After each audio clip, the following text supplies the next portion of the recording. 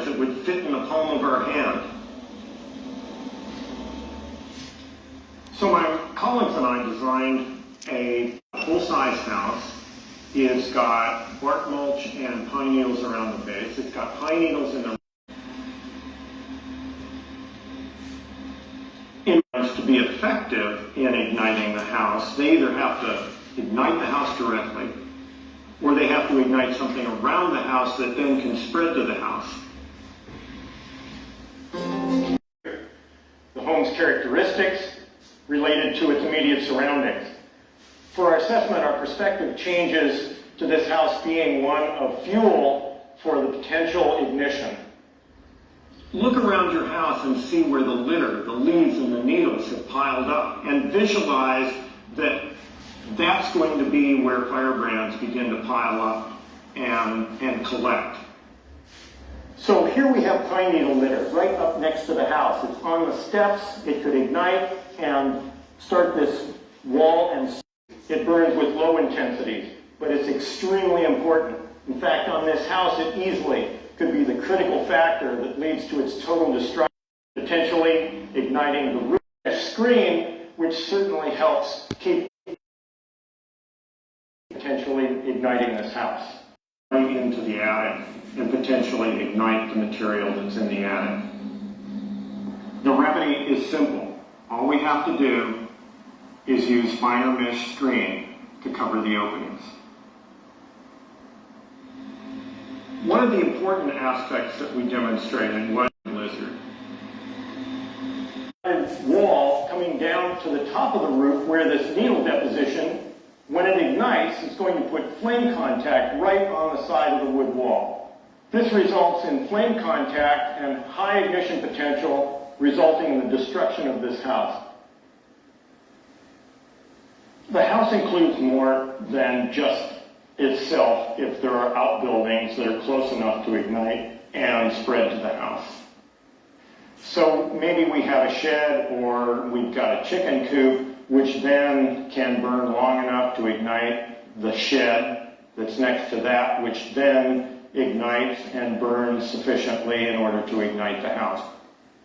So we need to be as concerned about the surroundings of our outbuildings and their condition as we do our house.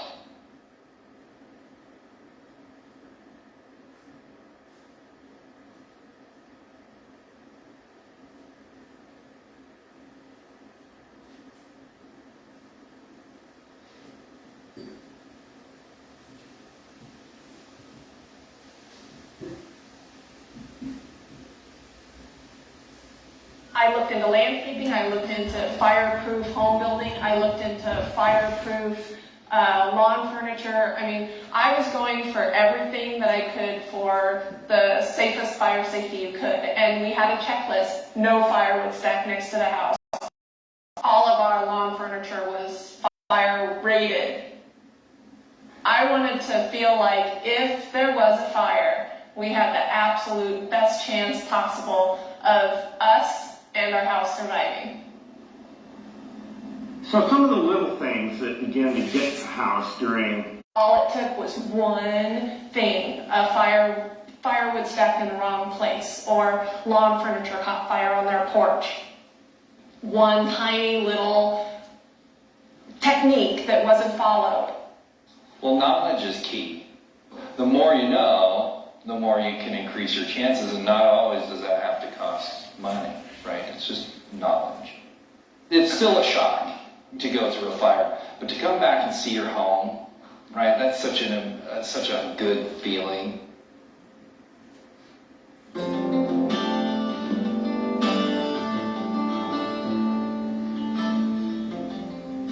Flame contact on the house is a really bad idea. What we want to make sure of is that we don't get flame contact on the house. We don't have a fire burning across pine needle litter, for example, and making direct contact with the house. But that only takes 5 feet around the house in order to keep the flames away. Let's take a look at the surrounding area of the house. Adjacent to this wood wall, we've got these green shrubs. So the question is, are these green shrubs a big problem and do they have to be removed? Well, as long as we've got green foliage without dead material, we're pretty good. But if we take a look, we've got dead material in the canopy and we've got dead material deposited under the wood wall. What we want to do to keep the shrubs is to prune out all the dead material within the canopy as well as underneath in order to keep the wall and the shrubs from igniting.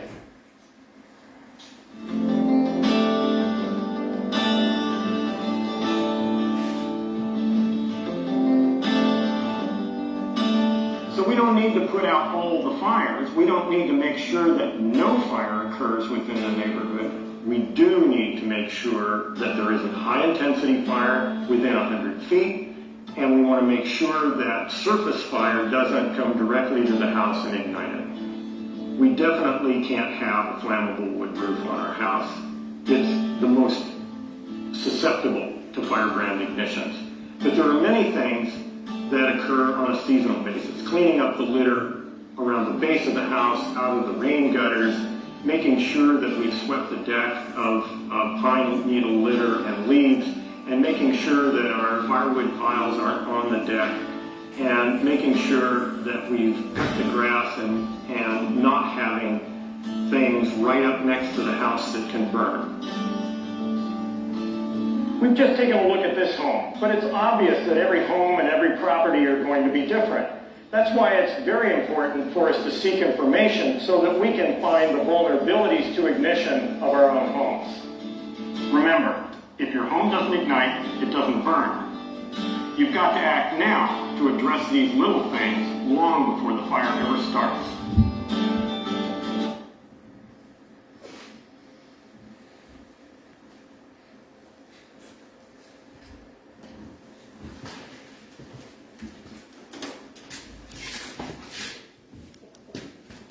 So the third thing that we do as a fire department is we do structure protection.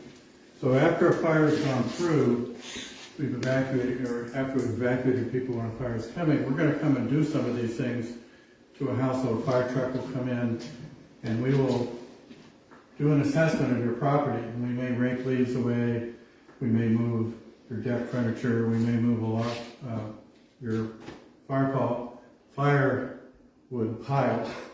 We went over to Greenwood Lake Fire in Lake County last year and we're doing structure protection. That's essentially what we did. We drive up to a house, we essentially were raking leaves away from the house, moving people's piles of stuff, and we moved a few propane tanks away from the house, things like that. We unhooked the propane tanks that were real close. But that's what you should be doing, is clearing all this litter and stuff from your house every season, because this is what apparently ignites it. And these fires can throw firebrands a couple miles. A big fire can throw a firebrand a long, long way. And the other thing you have up here is your sprinkler system. Most people, not everyone has a sprinkler system, many people do. We prefer you start them, or I prefer anyway, that you start them at ice out. But the critical period for fire up here is between ice out and green up, because that's the most vulnerable time. And then in the fall, you have kind of the same thing. People leave here in the fall, and so shut down their systems. But it'd be good if they could stay up through into November, into first snow anyway. So the idea is that your house can survive a pretty big fire. Firewise definition, he's talking about 100 feet surrounding. A lot of times you can't get 100 feet just because you're too close to a neighbor or something. But 30 feet has been the standard, and normally 30 feet will sustain you from getting enough heat build up to start a fire from a flame front. So that's kind of my tale, is that we'll do some things, but we can't do everything. I know last year when we had the fire, people were thinking the fire department's going to start your sprinkler system. We're not going to start your sprinkler system if in the middle of an evacuation. So evacuation comes first. Your life is more important than your property.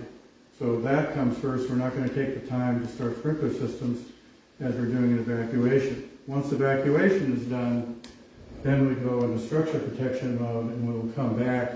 And if you have a sprinkler system that has been started, we will start it.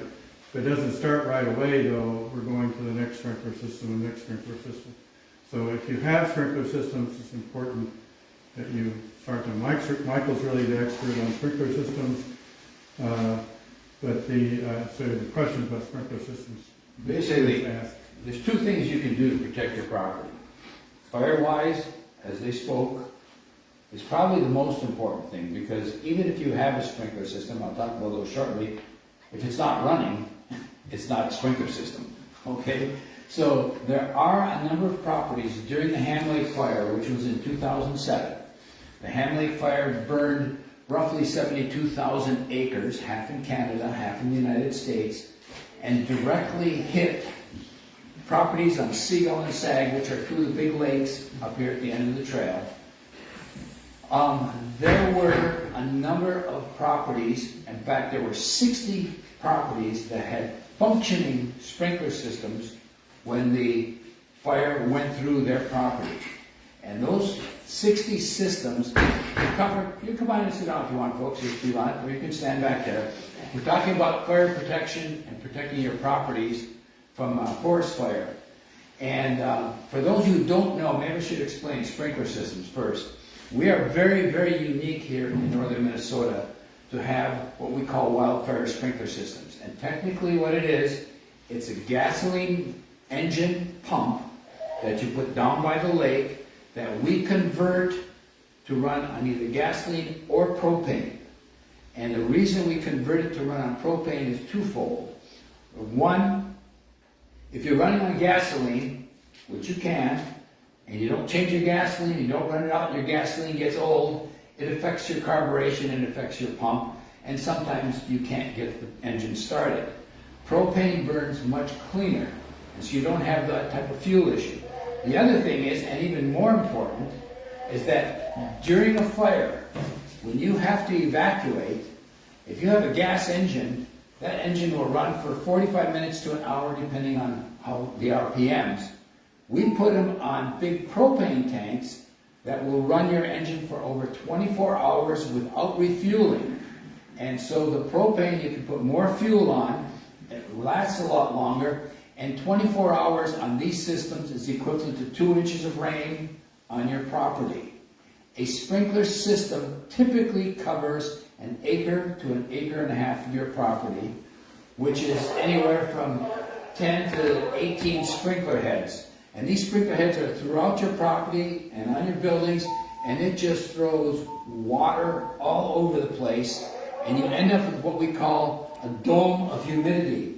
And this whole area is cooled with humidity, and fire doesn't burn there because it's too humid and it doesn't have the dryness that a fire needs to start.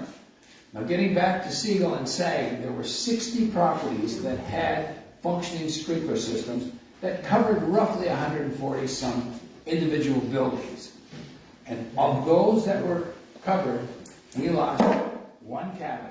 And the reason we lost that one cabin with the functioning sprinkler system is because it was built up on some piers. And underneath the cabin was all this dry tinder, wood, needles, and when these firebrands blew under the building with the sprinklers going up overhead, and it burned the building from the bottom up. So now we recommend that you skirt your building underneath with screen so firebrands don't get in there. Now this fire, we lost 144 structures during the Ham Lake fire. And you can look at aerial photography of a fire and you can see, I'll use my house as an example, a very good example. The fire came through Sag on Sunday night, and the assistant chief and I were the last to leave the area about 10 o'clock. Sometime between midnight and 2, that fire came through our property. And the first thing the next morning, we went there and I come to my driveway and everything is black and charred. I went, oh no. And so when I drove down my road, all of a sudden I hit the sprinkler line where the sprinklers were set up. and everything was as green and as lush as could be, and across the river there was no fire, so you didn't even know there was a fire, except for the fact that you could hear it and smell it. But the fire sprinklers did exactly what they were supposed to do. They protected the property. So when you look at aerial pictures, you'll see black charred forest and green clover leaves, and black charred forest and green clover leaves. And everywhere there was a green clover leaf, there was a sprinkler system. Now what's unique is that in order to run a sprinkler system, you need a water source. And you need a water source like a river or a lake, because these systems put out just about 10,000 gallons an hour. And they just pump water, pump water, pump water. And so that's why in Colorado, California, they don't have them, because they don't have that water source. So if you don't have the sprinklers, then Firewise is the next most, is the most important thing you can do, but it will also protect your building by just cleaning the debris away from the house and doing what you can to protect your house from fires. We had a fire just recently, but you saw all the fluff from the aspen, from the Looks like snow on the ground that we had this year. That stuff is like super flammable. So a little spark from a campfire hit that stuff, and it runs like really quickly through that stuff. It'll ignite with very little spark. But when we were working on that little fire, they got knocked down. Well, Michael got there long before I did, and the story is they got water within 8 minutes of the time they got there, which is really pretty good. But actually it's better than a municipal fire department can do. So with hydrants. But underneath some of these buildings, there were like mounds of leaves that were like this high. And if it had run into those, they got to stop before it ran into those. That's what would have happened, because those buildings weren't really sprinkled at the time. And so if you have a raised house, you have, Had raised house. If you had a raised house and you have all these leaves underneath them, they're really going to catch, and they're just going to take your house. So it was interesting to see it at that fire. Got stopped really quickly by the guys who got there first, but it could have really been devastating. Cook County is part of Firewise, and they have a Firewise program. And if you have property up here, you can call Cook County, and they will come out for free and do a Firewise assessment of your property. And they have a whole chart of, you get points for this and minus points for that. And when they're done, they'll give you this assessment, and it'll tell you where your vulnerabilities are and what you can do to lessen those vulnerabilities and where your strengths are. And it's great to have that assessment, because you know then what you need to do. Part of the sprinkler systems we have on the system is called a standpipe. And it's a 2-inch pipe that has a fire hose connection.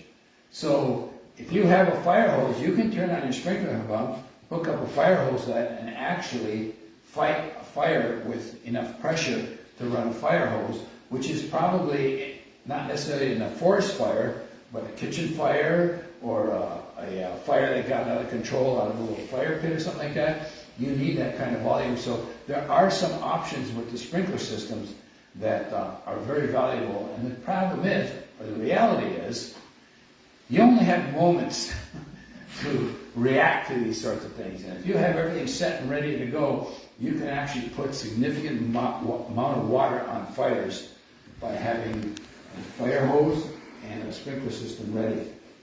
A typical system these days will cost somewhere around $8,000 to $10,000. That's an average cost for a system. After the blowdown in 1999, Cook County got its first grant for sprinkler systems. And I think we put in roughly 200 systems, mainly up in the Gunflint Trail and in this area up here after the blowdown. And that was part of a FEMA grant where FEMA paid 3/4 of the cost of the system, and the property owner only had to pay 1/4. The county has subsequently gotten 3 grants from FEMA. The last 2 came after the Ham Lake fire, and the same thing, FEMA paid 3/4 of the cost of the sprinkler system, which made it financially viable for so many people to put sprinkler systems in. And I would venture to say this, Cook County itself has somewhere between 750 and 800 sprinkler systems throughout the county. And I don't know if there's a county in the United States that is as well prepared or protected from wildfires as Cook County is, simply because of the ingenuity of the sprinkler systems and the grant system that got so many sprinklers out. Now, I will say one thing about sprinkler systems. You, if you have a sprinkler system, are responsible for starting your sprinkler system. It is your system, you need to start it. If you're not there, you should have an agreement with your neighbors so that the neighbor comes and starts your system, you start the neighbor's system, or even some property owners associations have a group of people that will go when it's time to start sprinkler systems and start sprinkler systems. As Jim said, the fire department will start your sprinkler system after evacuation is done, and once that's done, if it's not too dangerous to go into your area to start a sprinkler system, we will. And we want sprinklers running for two reasons. One, at that point, we're in charge of structure protection. And if your system is on and your property is protected by sprinklers, you have less vulnerability and we can concentrate our efforts elsewhere. But even more important than that is that there's a lot of long roads that have no exit. And if we're down this road and all of a sudden a fire crosses the road and we can't escape, a functioning sprinkler system is actually a safe zone that we can ride a fire out in. And so we want sprinklers going, but it's not our responsibility to start them, it's the property owner's responsibility. Which reminds me that everybody in your household should know how to start the sprinkler system. We had a fire down by Poplar Lake a couple of years ago that was probably, when I got to it, about the size of this room. And we were able to knock it down fairly quickly. And one of the owners, woman and her two children were there, and they were out with buckets trying to put fire out, but they didn't. But they had a working sprinkler system. But the wife, as he called her, and the two kids, the husband was away. He was the only one who knew how to start the sprinkler system. Guys, this is not a guy thing. Everybody in your household should know how to start your sprinkler system. Because if only one person is there and that person's gone, the sprinkler system is useless. So if you have a sprinkler system, everybody ought to be able to start it. That anybody over who can pull the cords. So anybody over 6 should be able to start your sprinkler system. We've chatted for a bit. Does anybody have any specific questions that maybe we've said something that triggered something? We're certainly, open to anybody else who has any other questions. Yes? So you said that Firewise can come and do an assessment of Yes. your house. But when Firewise tells you to cut down your trees that are near your house, and Soil and Water says that they're too close to the water because a lot of the properties here are grandfathered in and close enough, what is your advice to kind of do it halfway? Here's Firewise, and that's a very good question, because some people are afraid to call Firewise because they don't want to have to cut their trees. Firewise does not want to clear cut anything. Trees, even in the 30-foot zone, your protected zone, trees hold some moisture. So what they want you to do is this. If there's a tree within your 30-foot protective zone, they want you to trim the bottom branches of the tree, and these are just for the conifers, the spruce trees, the pine trees. Birch trees, popples do not count. But anything with needles that can burn, they want you to trim up the bottom third of the tree so those branches aren't near the ground, or 1/3, up to 6 feet, or 1/3 the height of the tree. So if you only have a 12-foot tree, then you only have to cut up 3 feet of it. But that's what they want to do. And you're right, Soil and Water doesn't want you cutting trees, but Soil and Water will allow you to thin trees. And so in that 30-foot zone, what they don't want is tree touching tree, touching tree, touching tree. They want tree, space, so you still have the trees, but they're not wicking to each other. And I'll give you a great example. On Sag Lake Trail, which is just the next driveway up here, there was an outfitter business, Superior North, and their outfitter building was in this big field, very well protected from fire because there was nothing around it.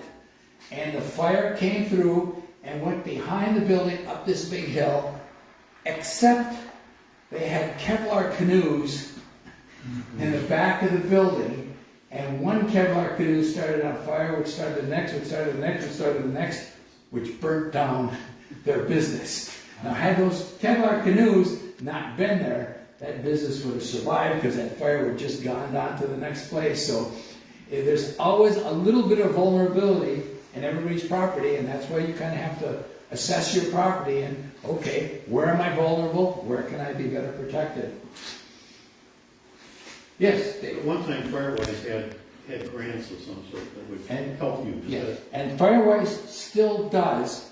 I think Firewise will grant it up to, and then you have to check with Firewise, but I just talked to them yesterday about a different project, and this lady is eligible for $500 as long as she pays more than $500 for the mitigation, not for the assessment. But if Firewise comes through and says you got to clean this, you got to do that, you got to trim this out, the property owner will hire someone to come in, us or someone else, and let's say the bill is $1,300 for all the work we did.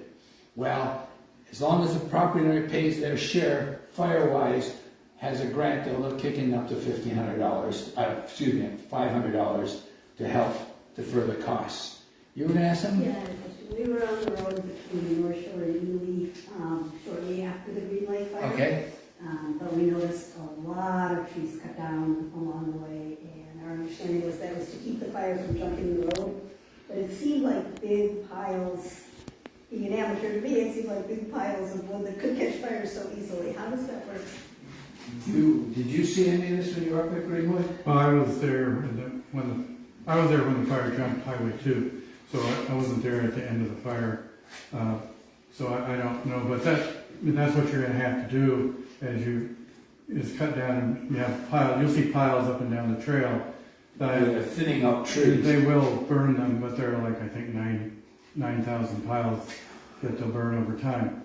The idea is that if they come and burn, they're more easy to control than if you've got all these standing trees and the fire spreads, because the fire is going to be concentrated.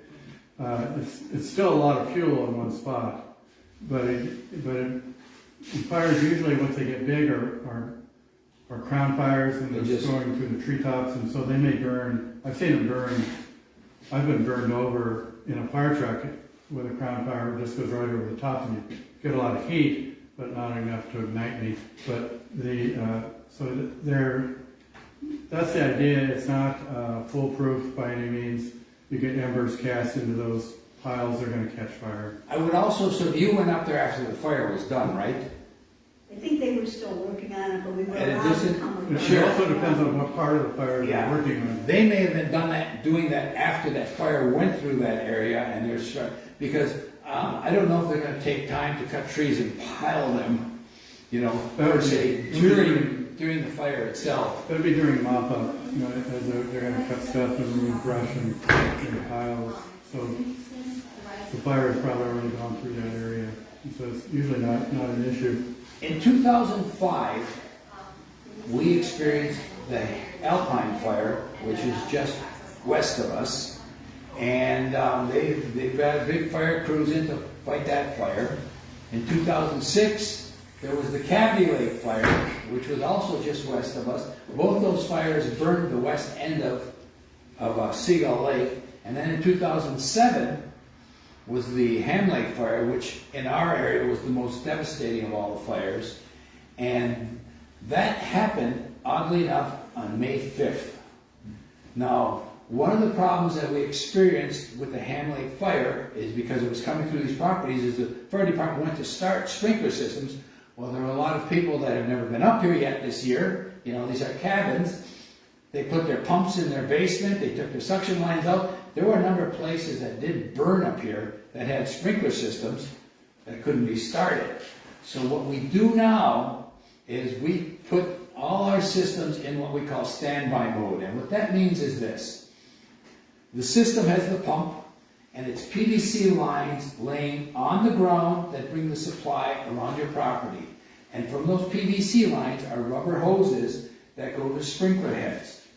When we drain the system in the fall, we have to get all the water out of the PVC lines, all the water out of the pump housing, and drain the suction line. We just coil the suction line up next to the pump, put a cover on the pump, and it's ready to go. So if you need to have that sprinkler running in a hurry, all you have to do is throw the suction line in the water, put water in the pump to prime it, start it, and walk away. And that system will energize itself and run. So we got smarter, Every time there's any type of catastrophe, an after-action review of what worked and what didn't makes us smarter for the next time. And so we're very well prepared up here, except one thing I'm learning now, and I'm responsible, my company is for maintaining about 156 sprinkler systems up here. People get complacent. You need to run your systems. You should run your systems once a month for two reasons. One, start it up so you know it's working, and two, during hot, dry months, it cools your area down. It'll cool your house down by 10, 15 degrees just by pouring cold water on the roof and in your property, and you're hydrating the soil and you're hydrating the foliage, and you've just added another layer of protection. But sprinkler systems that aren't used, and if we come and start them in the spring and make sure they're running, and that's the only time they're going to run, there's no guarantees that this is a mechanical pump. You want to make sure that you're running it often enough and you know that it's going to function when you need it to function. You guys had mentioned the importance of having somebody else to run the system and so forth. You got to have good neighbors. You got to have good neighbors. This past summer, I became familiar with all the sprinkler systems on our end of the lake, and that was a real positive thing because everybody was gone. I was able to start them. Sure. Between John and myself. Absolutely. So it really, I felt good that if I left, there was somebody else who was going to start. And to add to that too, if there's a house fire, forget the forest fires. There's a house fire. Well, you want everybody's sprinkler system around you running because embers go off from that house fire. And it's a sad story. I'll tell you two sad stories. The stories are good, and they're educational. There's a couple from Kansas City, Kansas, who had a cabin on Sag Lake Trail. And a beautiful cabin. They loved coming up here. The Hand Lake fire came through. The next day I went down and kind of took an assessment of who survived, who didn't. And then when I could get to a phone, because there was no phone service up here, I tried calling everybody to let them know, your property survived, it didn't survive, at least the wonderment is gone, they know what they're dealing with. And I had to call these people at 2 in the morning and say, hey, we haven't met, I'm your neighbor, and I'm sorry but your cabin burned. And of course they were sad and devastated. After the fire, the county gave you 2 years to rebuild your house on the same footprint without a variance if you were too close to the lake. And so 2 years later, they rebuilt their cabin. And the construction was done, they were doing some varnishing and some final touches. And driving home one night, here's a glow in the sky, and oh no, drove up to, they hadn't even moved in yet, and the house burned down again. So the second time I talked to these people was 2 years later, at about 2 in the morning, after we put the fire out, to let them know. So they've rebuilt, but now their property is Firewise, their property is sprinklered, it's all set to go, and they're as protected as they possibly can be. But the biggest tragedy of the Hand Lake fire, personally, that I know of, is there was an older couple from Iowa who had one of the very first sprinkler systems up here. at the end of Sag Lake Trail. And their system was put in 2000 after the blowdown. Well, in the fall of 2006, it was a very, very dry fall. Water levels were low. These people were building their retirement home in Florida, and they decided, well, maybe we should put our home on the market in Iowa, so when the home is done in Florida, we're ready to move. Well, their home in Iowa sold immediately. And now, what are we going to do? What are we going to do with all our valuables? Well, they thought, well, we got the cabin. Let's just bring all our stuff up to the cabin. We'll leave it there, and then when our house is done in Florida, we can go get it. So that fall, they brought all their valuables up to their cabin, and they noticed that their suction line was a couple feet short of the lake because the water level was so low. And they said, you know what, next spring, when we come here, the first thing we're going to have to do is get a longer suction line. Well, next spring was the 2007, May 5th. Our fire department's out starting the sprinklers. They get to theirs, the suction line doesn't reach. There's nothing we can do. Went on to the next property to start on the sprinklers. Their property, with everything that they had of value to them personally, went up in smoke because of 10 feet of suction line. So the moral of the story is, if it's broken or not working, fix it now, because you never know when the emergency is going to arrive. And when it does, you just don't have time to fix it at that point. We still have 15 minutes if you're interested. Just as a reminder that this stuff, this Firewise stuff, and how to protect your home, there are a million things on the internet. Plus, there must be 10,000 of the checklists also on the internet. So if you can check your own house with a checklist, well, a lot of it is what the guy talked about on the video is pretty simple stuff to deal with. If you don't have a sprinkler system, really Firewise, your place, it will make a difference. If you have a structure fire, I think the deal is you should start your sprinkler system just to protect you, if you're nearby. We had a structure fire, some of you know, at Gunflint, maybe a month ago. May 3rd. Yeah. So the people were concerned about structures nearby catching, but I wasn't that concerned about it because most of the structures were at least 30 feet from what was burning, and it takes a heck of a lot of heat. Now, houses are going to burn about 2,000 degrees. And it'll take 2,000 degrees normally from that, or more than that, to get a house that's 30 feet away. He was talking about, if you're 100 feet back, the flame front is going to, in a forest fire, is going to be running about 2,000 degrees. If it's if you have fires like they showed there. So but the 30 feet will protect you pretty much if you maintain it. If you're 30 feet away, you're probably going to be safe if you've got that place Firewise. If you don't, it's even if you have a sprinkler system, it's probably going to be safe. If you have neither, you're going to lose your house. Evacuate. We'll evacuate. As soon as we did evacuation, evacuation last August, I think, when the fire over at the John fire over here. But we were prepared to. Our projections were the fire was going to hit around Tuscarora. Essentially, it's about 3 miles from Tuscarora. And that's where it was going to come. So we will get you evacuated if we know there's a fire coming, but we won't. We're not always going to know ahead of time. Let me add one thing to that. One of the things too that makes us so vulnerable here is the Gunflint Trail is a one-way road, and if you can't go back, you can't go back. And that's what we were mainly concerned about for last year's fire. Was not so much that it was going to hit all these structures right away, but that it was going to burn across the road and trap people up here. And so we went out and told everybody, listen, we're at a very vulnerable place. We may have to evacuate. You should get your stuff in order, so in case we have to go, you can go in a moment's notice. And that's really why we did that. And let me just give you a little bit of history about the fire department, as long as we have a few minutes.